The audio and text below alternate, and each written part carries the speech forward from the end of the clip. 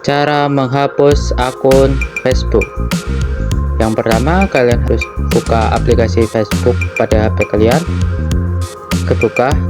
Setelah terbuka, kalian pencet pada klik logo profil kalian di bagian pojok kanan atas. Setelah itu kalian klik roda bergigi yang di bawahnya, kalian tekan.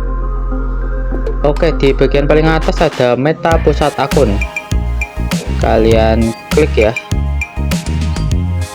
Oke, kalian scroll ke bawah, ada tulisan akun. Oke, kalian bisa klik pada bagian itu. Oke, di sini ada beberapa akun ya, kalian pilih akun yang ingin kalian hapus. Setelah itu kalian klik logo hapus pada bagian kanan. Oke, sekian video tutorial dari saya dan terima kasih.